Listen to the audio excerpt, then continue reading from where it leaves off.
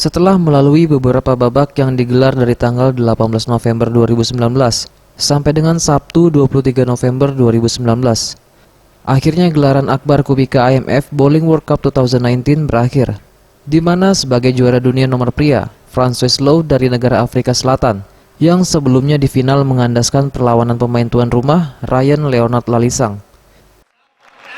By Roger Creamer, Director of International Relations and Support Development,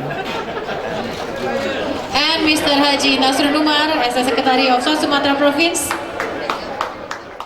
Dan di nomor wanita, Rebecca Whiting dari Australia sebagai juara dunia, yang sebelumnya di final mengalahkan Aumi Guerra dari Republik Dominika. Sport Development.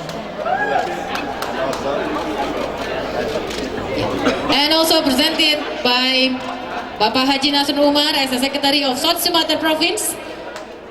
Sementara itu di nomor pria, Ryan Leonard Lalisang dari Indonesia menjadi juara kedua.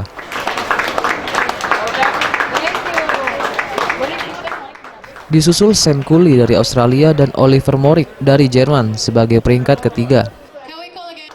Sementara itu di nomor wanita, Aumi Guerra menjadi juara kedua dan disusul Kelly Kulik dari USA dan Natasha Roslan dari Malaysia.